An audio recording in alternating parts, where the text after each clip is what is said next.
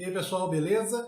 Esse é o primeiro vídeo que eu vou colocar aqui para vocês com provas resolvidas, certo? Vou começar hoje aqui com a prova de vestibular da Universidade Federal de Uberlândia para a segunda entrada de 2019, tá? É o vestibular mais recente, é um dos principais vestibulares aqui na região do Triângulo Mineiro, que é onde eu moro, tá bom? Mas nada impede que eu resolva provas de qualquer lugar do Brasil.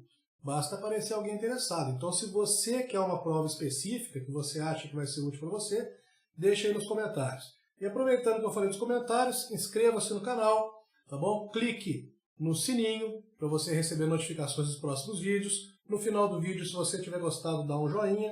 Se você não gostou, fala que você não gostou. Clica no não gostei. E deixa a sua sugestão aí para que a gente possa melhorar as coisas, correto? Bom, essa prova do vestibular de Uberlândia ela é uma prova de 10 questões. Bom, se você não está com a prova em mãos, aí embaixo na descrição do vídeo a gente vai ter um link para você fazer o download da prova direto do site da Universidade Federal de Uberlândia. Tá bom? Eu vou resolver a prova tipo 1, certo? Então a prova de 10 questões, como eu disse, são poucas questões em que você vai fazer uma aplicação direta de fórmula, uma delas já está até pronta aqui atrás. Certo? A grande maioria são questões que privilegiam o seu conhecimento teórico. E, inclusive, nessa questão aqui também, que eu já deixei pronto o gráfico atrás, né? Ela é uma questão que você vai aplicar diretamente a fórmula, mas também vai ter que ter um conhecimento teórico para saber por que vai aplicar aquela fórmula e como aplicar aquela fórmula. Certo? Então, como eu disse, é um vestibular que ele, nessa prova aqui, ele priorizou bastante o seu conhecimento teórico da física, tá? E não simplesmente a aplicação matemática.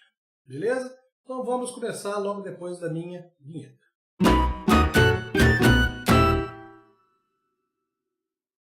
Muito bom, a primeira questão é a questão 11. Vou ler aqui e ela vai aparecer na tela para vocês.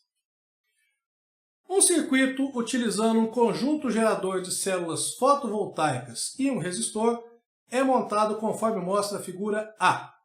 O gráfico da figura B indica as curvas de diferença de potencial, DDP, em função da corrente elétrica do conjunto gerador de células fotovoltaicas e do resistor indicado na figura A. Qual é a potência que o conjunto gerador de células fotovoltaicas fornece ao resistor nas condições do circuito da figura A? Bom, talvez você não saiba o que é uma célula fotovoltaica. Uma célula fotovoltaica é um dispositivo que converte a luz, tá? Basicamente, de maneira bem grosseira assim, converte a luz em energia elétrica, certo? Muito bem, essa célula fotovoltaica, né? Ela está acoplada a um resistor e é muito importante que está escrito no gráfico aí, ó, bem na linha, na reta do resistor, está escrito que ele é um resistor ômico, certo? Por que isso é importante? Porque no nosso gráfico, olha aqui, a gente tem duas curvas. Essa curva amarela que eu coloquei aqui, que é a curva do comportamento do gerador, tá? Ou seja, são as capacidades de corrente elétrica em função da diferença de potencial produzida por essa célula fotovoltaica. E essa linha reta aqui, ó, inclinada, ela é a curva, apesar de ser uma reta, é uma curva, tá? Matematicamente dizendo, que representa os valores de diferença de potencial e corrente elétrica para esse resistor. Esse resistor é um resistor ômico. O que significa um resistor ômico? Ele mantém sua resistência constante. Como assim? Se você se lembrar da lei de Ohm, né, a gente tem que a diferença de potencial é igual ao valor da resistência elétrica multiplicado pela corrente. Tá bom? O que isso quer dizer? Isso quer dizer que, segundo a lei de Ohm,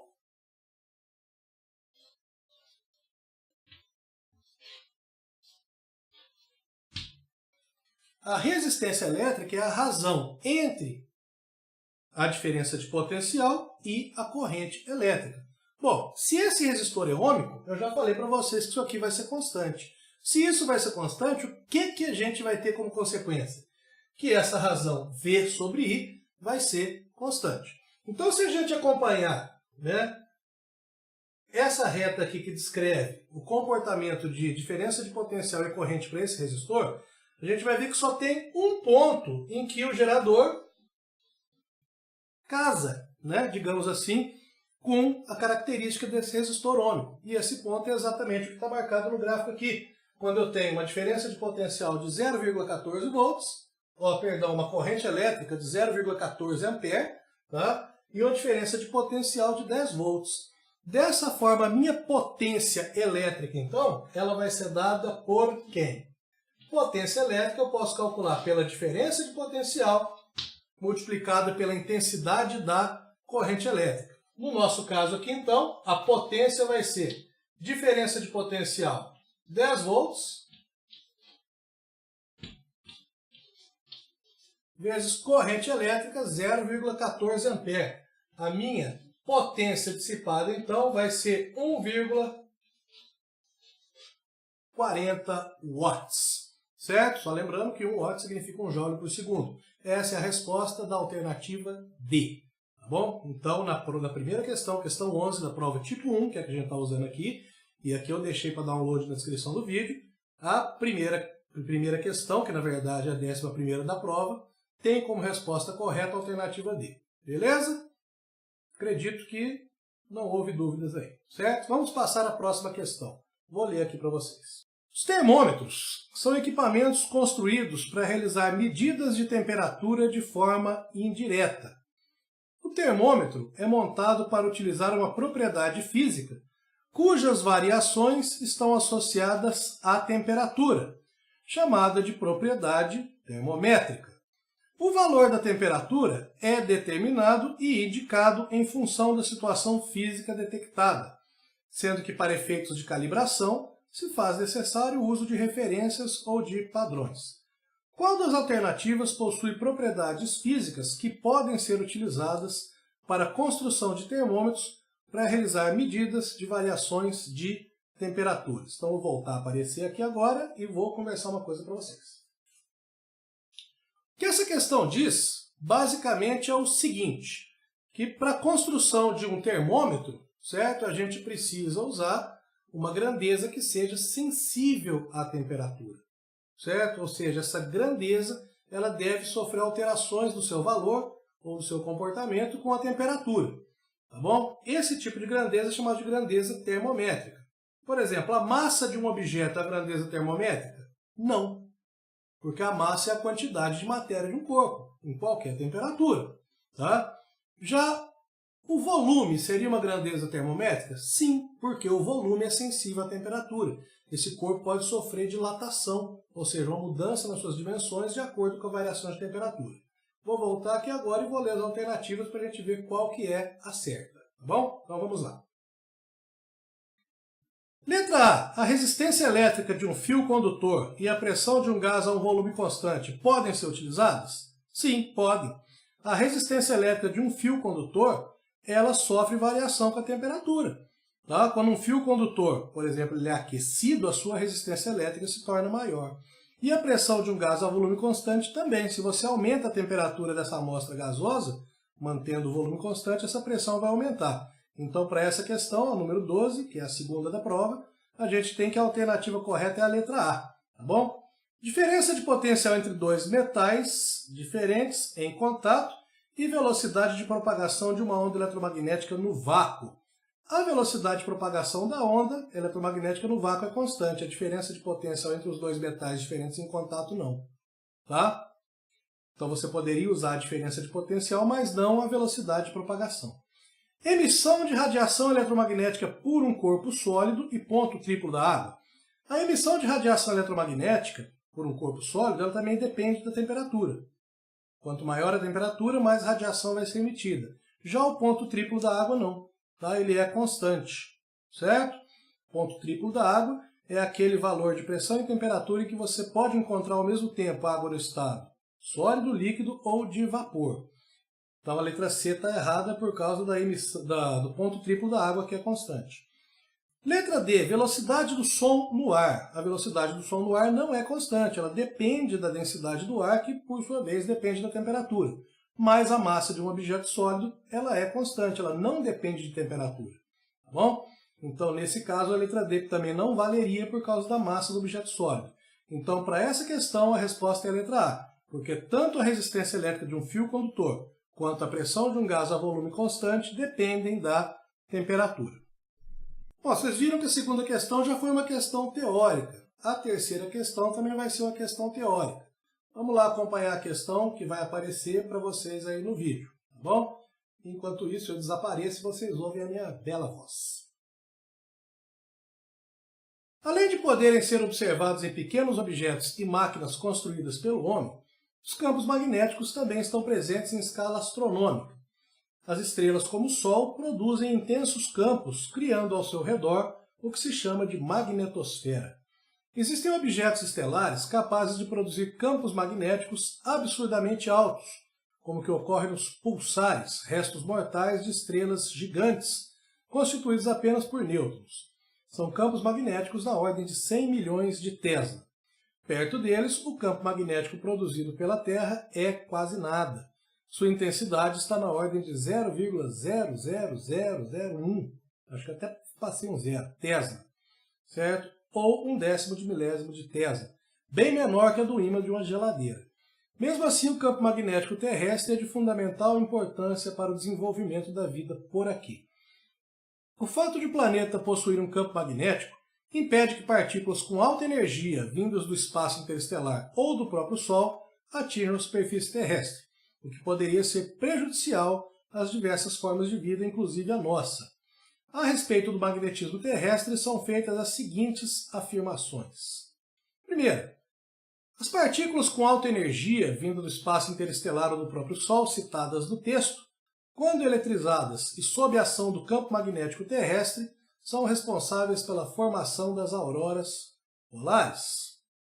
2. As bússolas são pequenos ímãs que, quando livres, alinham-se com o campo magnético terrestre citado no texto, e se posicionam aproximadamente na direção norte-sul do planeta. O campo magnético terrestre, apesar da baixa intensidade, como citado no texto, possui módulo direção em sentido constante em todos os pontos da superfície da Terra. Fato esse que possibilita seu uso na orientação de viajantes em qualquer posição do planeta. Muito bem, o que a questão está querendo é que a gente julgue essas afirmativas em verdadeiro ou falso. Então a primeira afirmativa diz que as auroras polares, tá? Se você não sabe o que é, coloque aí no Google, a mais famosa é a aurora boreal, tá? Que acontece no norte, tá bom? Mas são brilhos que acontecem no céu, nas proximidades dos polos, tá bom? E são causados por ionização de partículas da atmosfera, produzidas por quem? Por partículas que vêm do espaço, né, e interagem com o campo magnético da Terra.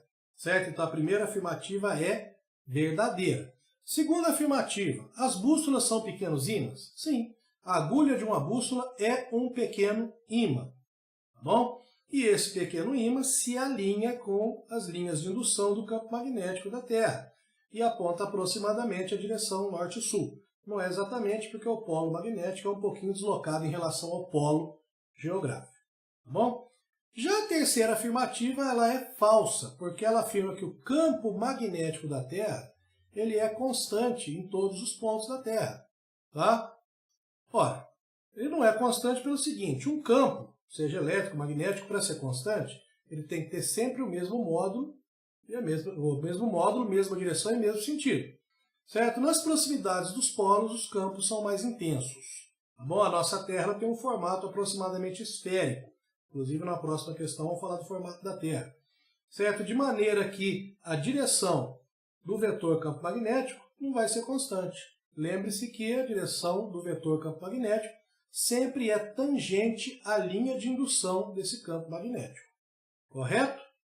Muito bem. Então, são corretas, são verdadeiras, afirmativas 1, 2. A terceira é falsa. Então, a gente tem aqui, vamos voltar lá nas alternativas para ver.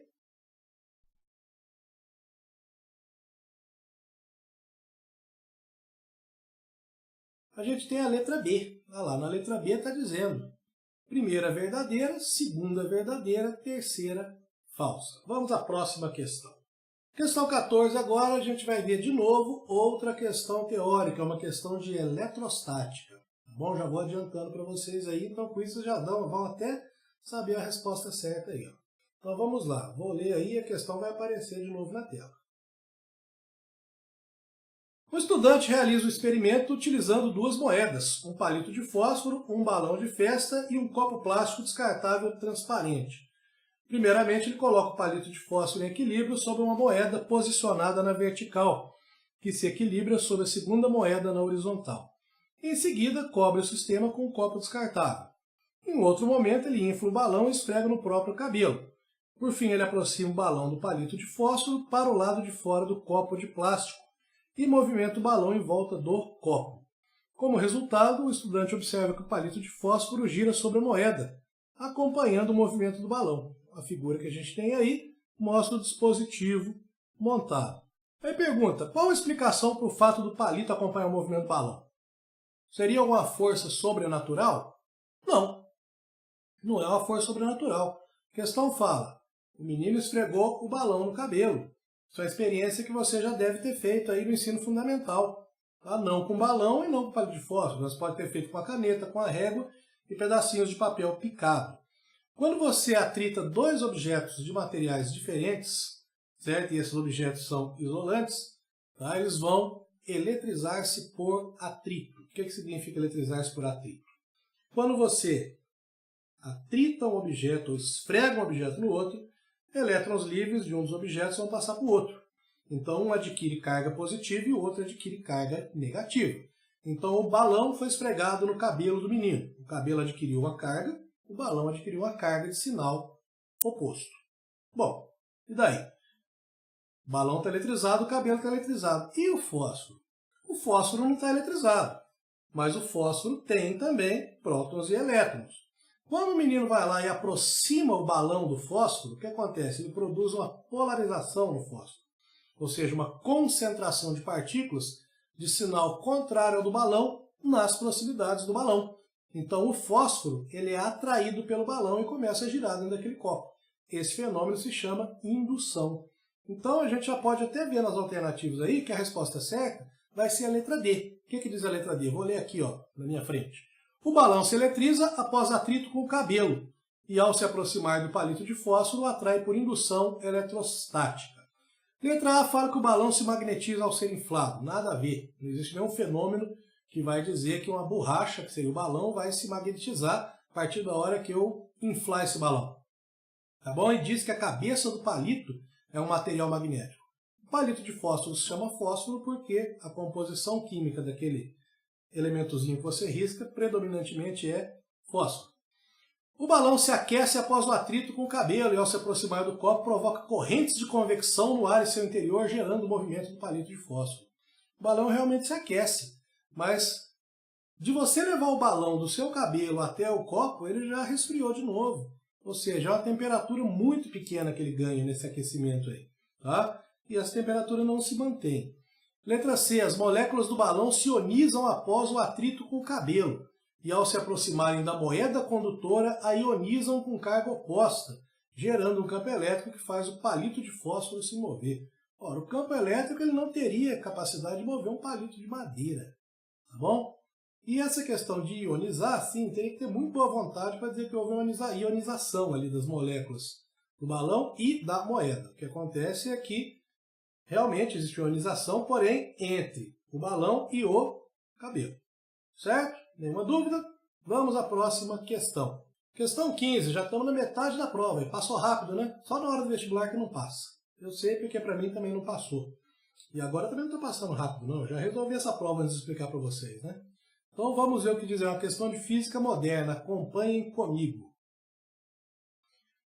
Há processos que ocorrem na estrutura eletrônica dos átomos em que um elétron pode ganhar ou perder energia. Nesses processos, o elétron passa de um nível de energia para outro, e a diferença de energia desses dois níveis, em algum desses processos, pode ser emitida como um fóton de luz.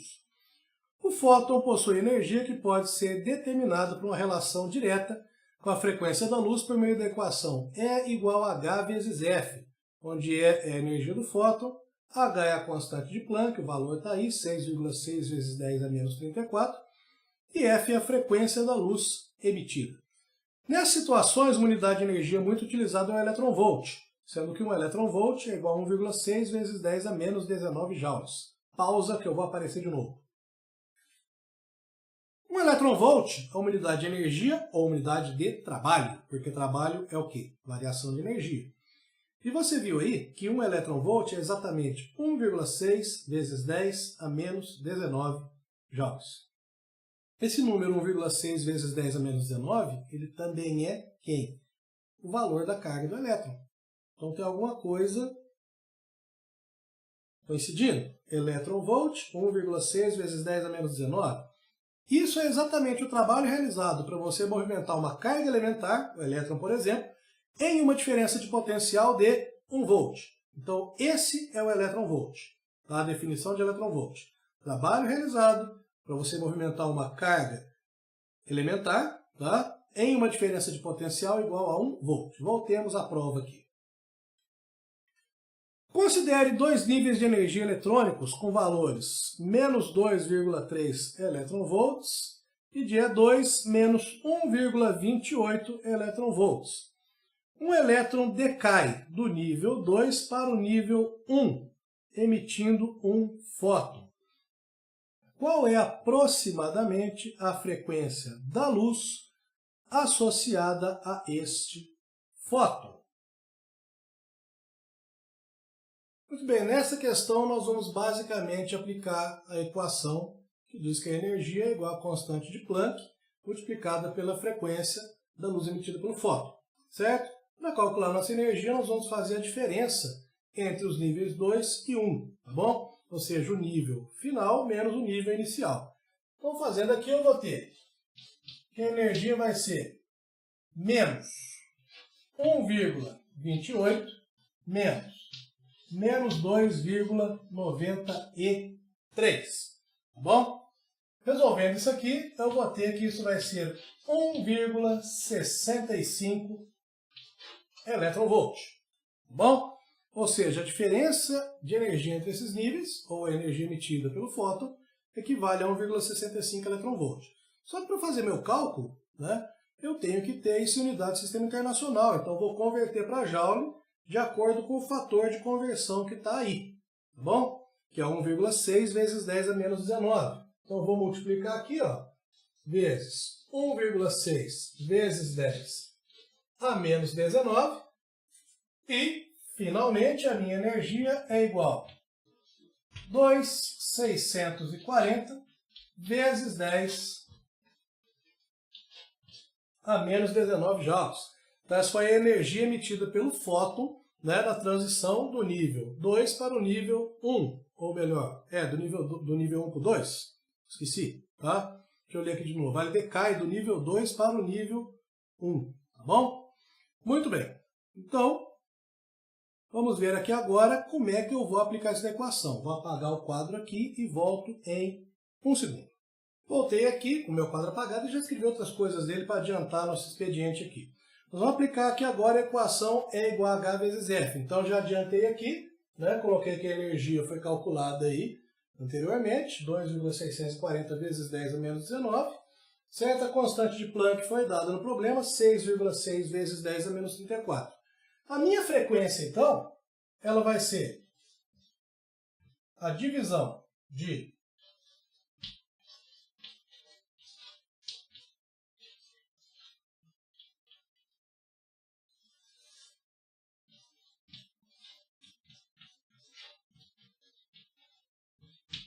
vezes 10 a menos 34. Muito bem. Esse cálculo aqui, né, eu acredito até que você não precisa resolver, porque está pedindo um valor aproximado. Tá? Um valor aproximado aqui, ó, a gente pode observar. Seria 2,64 dividido por 6,6. Vai dar alguma coisa próximo de 0,4. Né? Vezes 10 aí elevado a 19 menos 34 vai dar 15. Tá bom? Então, alguma coisa próxima de 4 vezes 10 a 14 Hz, acertando a potência de 10 no final. Tá bom? Isso aí foi um cálculo aproximado. Tá bom? Eu nem fiz o cálculo na calculadora não, porque as alternativas aí já me permitiram chegar nesse valor. Tá bom? Então, a resposta aí para nós seria a resposta da letra A. Tá? Beleza? Vamos à próxima questão. Questão 16, outra questão teórica. Tá bom? Questão rapidinho. Ela vai para a tela e eu vou sumir aqui. No século XVI, as pessoas acreditavam que a Terra não se movia. Todavia, atualmente sabemos que ela se move. E um conceito físico que sustenta e auxilia na justificativa dessa ideia é o da pressão, quantidade de movimento, inércia ou ação e reação. Bem, foram dados para a gente 4 grandezas, certo? Ou melhor, 4 conceitos físicos, certo? Desses 4 conceitos, a gente tem a quantidade de movimento como sendo uma grandeza, tá? A pressão como sendo uma grandeza, inércia, ação e reação são princípios físicos. Bom, a pressão tem alguma coisa a ver com a movimentação da Terra? Pressão é a razão entre a força aplicada e a área que essa força atua. Então, a gente percebe que não tem como ligar isso a nenhum tipo de movimento, tá bom? A letra B fala da quantidade de movimento. Opa, quantidade de movimento. Toma cuidado, porque aí é que está o problema, certo? Porque a quantidade de movimento ela não prova que a Terra está se movendo. A quantidade de movimento é a grandeza vetorial que representa o produto da massa de um corpo pela velocidade com que esse corpo se move, certo? E muito provavelmente no ensino médio vocês não estudaram movimentos rotacionais, que é o que acontece com a Terra, tá bom? Vamos ao terceiro princípio, que é o da inércia, ou melhor, primeiro princípio, os dois são grandezas. Inércia. A inércia que é o princípio utilizado para justificar a movimentação da Terra. Vocês estudaram em geografia que a Terra não é sólida. Ela tem uma crosta sólida, certo? E por baixo dessa crosta a Terra ela é pastosa, certo? E vocês também estudaram que a Terra ela não é uma esfera perfeita, ela é achatada nos polos, ela é meio ovalada. Esse achatamento nos polos é produzido pela rotação. Como assim?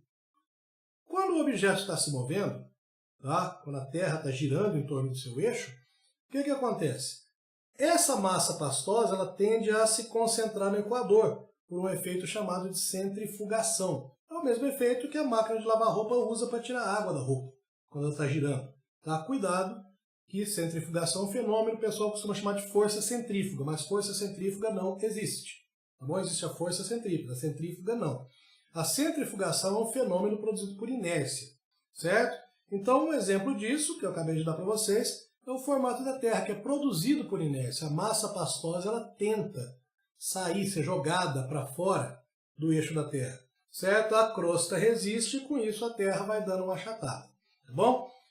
Vou deixar aí na descrição um texto muito interessante sobre isso aí, do professor Fernando Lang, da Universidade Federal do Rio Grande do Sul. Sugiro até que vocês acompanhem sempre esse site dele aí. Tem muitas perguntas e muitas respostas interessantes. Tem uma explicação muito boa aí, né, sobre fenômenos inerciais e a movimentação da Terra.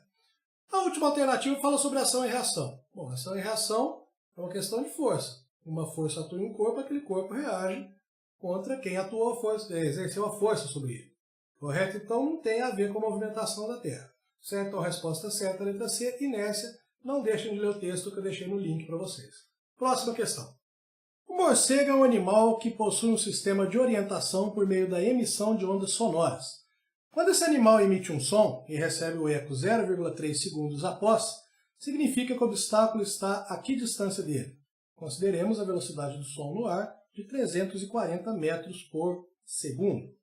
Muito bem, o fenômeno do eco ele é causado pela reflexão do som, certo? Então os morcegos eles seguiam utilizando o eco, tá? Eles vão sempre voando, emitindo ondas sonoras, uma frequência que a gente não escuta, graças a Deus. Tá? Imagina a gritaria de morcego que seria aí no céu. Tá? E o som, quando incide sobre o objeto, atinge o objeto, é refletido e o morcego tem lá as suas questões de orientação, que ele consegue desviar, voar na grande velocidade, etc. Isso aí é uma questão mais de biologia que eu não sei explicar direito, tá? Só sei o fenômeno físico. No nosso caso, diz que o morcego ele emite um som e ele ouve esse som de volta 0,3 segundos.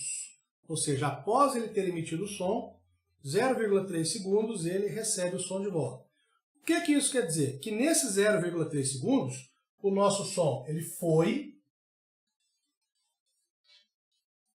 atingiu o obstáculo e depois voltou e atingiu a orelhinha do morcego lá. Correto? Muito bem. A gente está considerando que, para essa questão, a velocidade do som no ar seja uma constante imutável de 340 metros por segundo. Então a gente pode considerar isso um movimento uniforme.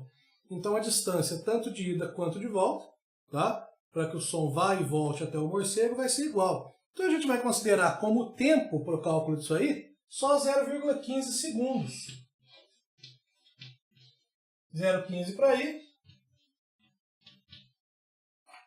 0,15 para voltar, tá bom? Aí a gente vai aplicar agora a equação da velocidade no movimento uniforme. Então olha lá. Velocidade vai ser para nós a distância dividida pelo tempo.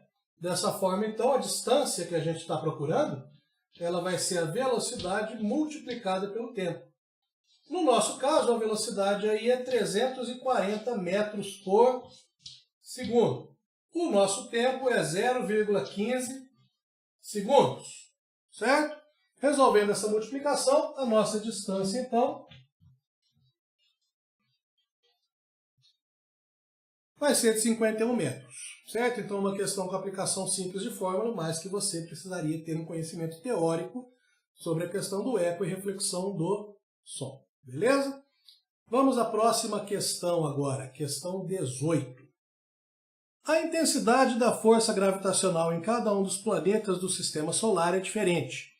Comparando-se dados da Terra com os de Saturno, tem-se que a massa do nosso planeta é aproximadamente 100 vezes menor que a de Saturno, e o raio de Saturno é cerca de 9 vezes maior que o terrestre.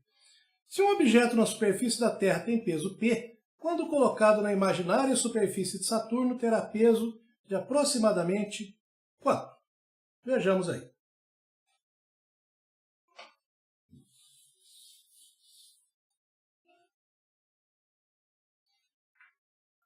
Muito bem, o peso de um objeto, tá? Ele é calculado por massa vezes gravidade. Aí vocês aprenderam lá no primeiro ano do ensino médio. E aprenderam que a gravidade aqui na Terra tem valor 9,8, mas não é bem assim. Ela não tem sempre valor 9,8, não. A gravidade sofre pequenas variações ao longo da superfície da Terra e em outros corpos celestes vão ser gravidades diferentes. Por quê? Porque a gravidade depende de duas características físicas do corpo celeste. A massa desse corpo e o raio desse corpo. Então, na nossa questão, a gente pode imaginar a seguinte maneira, ó, que o peso, que é uma força gravitacional, vai ser dada pela massa dele multiplicada pela gravidade, do local onde ele estiver. Como se calcula a gravidade? A gravidade é calculada pela constante gravitacional, que é um número muito grande, tá bom? Vezes a massa desse corpo celeste, no caso da Terra seria a massa da Terra, no caso de Saturno, a massa de Saturno, dividido pelo quadrado do raio desse corpo celeste. Né? No caso da Terra, raio da Terra, no caso de Saturno, raio de Saturno. Raio seria do centro do planeta até a superfície. Correto? Então a gente pode imaginar que nessa situação vai haver uma proporcionalidade entre os pesos. Então vamos dizer que esse peso, né, ele é proporcional, que dá igual, proporcional à massa da Terra sobre o raio da Terra ao quadrado, tá bom? A gente vai ter um peso P', que a gente vai calcular aí a partir das características de Saturno. Então diz aí na questão que a massa da Terra é 100 vezes menor que a de Saturno. Então eu posso dizer que a massa de Saturno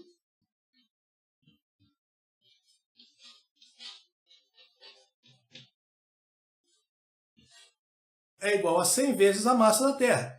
E a questão também diz o seguinte, diz que o raio de Saturno é 9 vezes maior que o raio da Terra. Então a gente vai ter a seguinte situação, ó. Raio de Saturno ao quadrado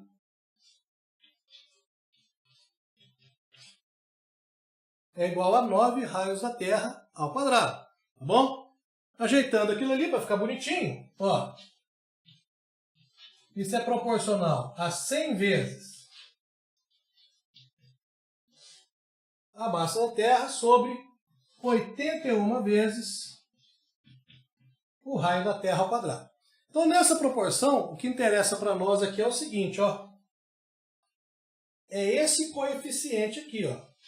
Massa da Terra, massa da Terra. Raio da Terra ao quadrado, raio da Terra ao quadrado. Esse coeficiente 100 dividido por 81, ele vai dar para a gente aproximadamente 1,2. Então, para essa questão, a resposta seria a letra P. Letra P, não, desculpa, P é o peso do objeto. A letra D, tá? Ou seja, se P é o peso do objeto na Terra, em Saturno seria 1,2 P. Letra D. Correto? Vamos à próxima questão agora.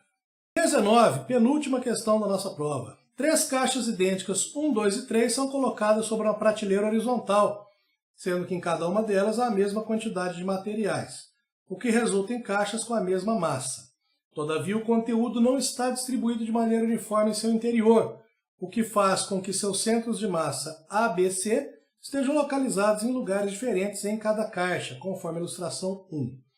Após algum tempo, a prateleira tomba lentamente até atingir a inclinação de 30 graus com a horizontal, e nenhuma caixa escorrega dela, conforme mostra a situação.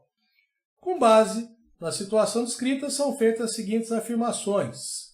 Então, vou aparecer de novo e vou ir lendo as afirmações aqui para vocês.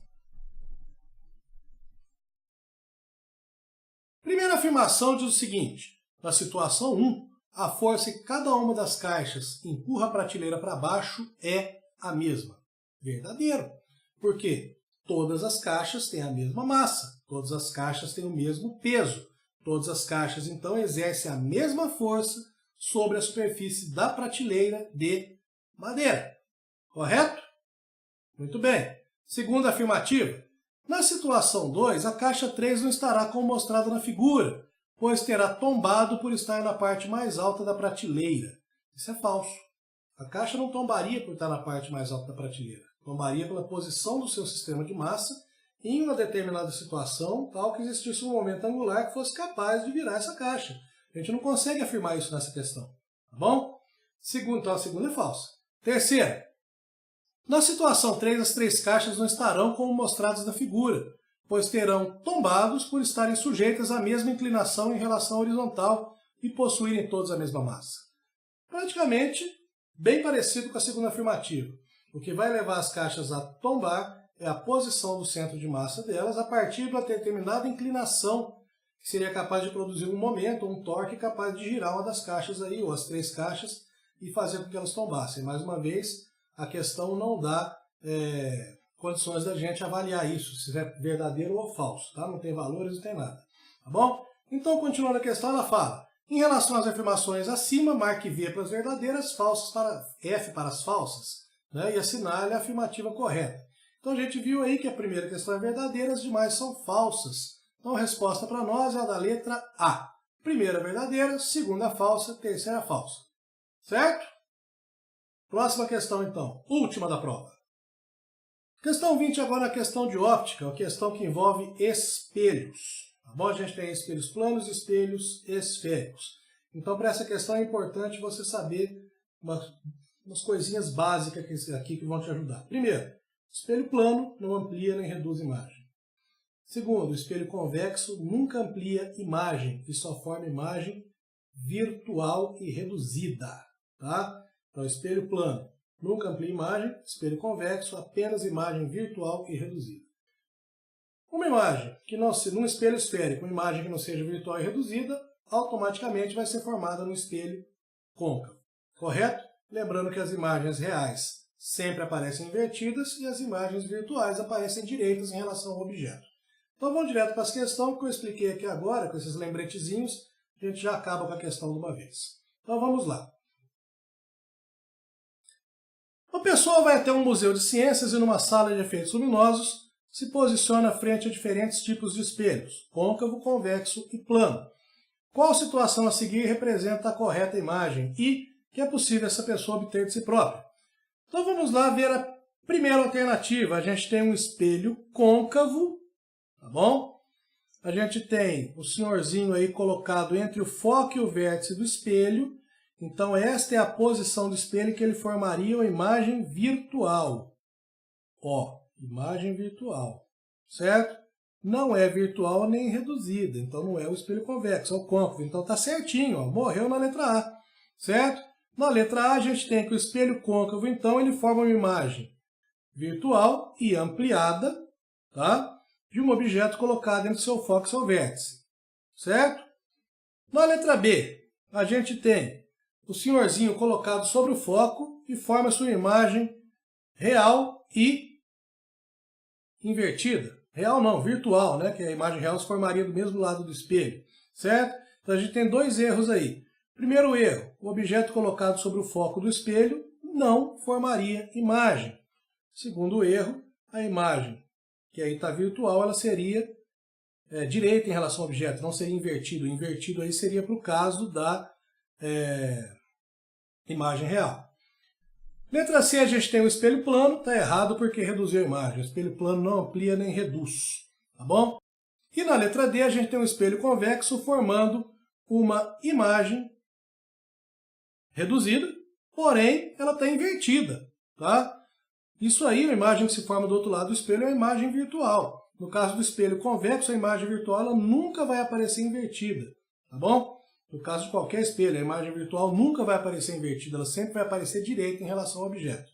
Então, a nossa resposta é a letra A, tá? Então, vou voltar a letra A aqui para vocês verem, certo? Olha lá, a gente tem a imagem virtual e ampliada de um objeto colocado entre o foco e o vértice do espelho. Muito bem, essa foi a prova da Universidade Federal de Uberlândia para o segundo ingresso em 2019. Eu considerei uma prova fácil, mas eu sou professor de física, então não serve assim de padrão de comparação em relação a quem está fazendo vestibular, que está numa condição completamente diferente da minha, certo? É uma prova fácil, porém é uma prova que te exige assim bastante conhecimento teórico, como eu disse, tá bom? Então espero que tenha sido útil para vocês, tá bom? Se você acha que é útil para o seu colega, compartilhe o vídeo, tá bom? Se você gostou, clique no gostei, não gostou, clique no não gostei, inscreva-se no canal. Certo? Se você tiver alguma outra prova que você queira que seja resolvida, manda uma sugestão nos comentários, tá bom? Vou fazer o possível para resolver essa prova para vocês também. Certo? Meu nome é Marcelo Tomanique, sou professor de Física. Tchau para vocês.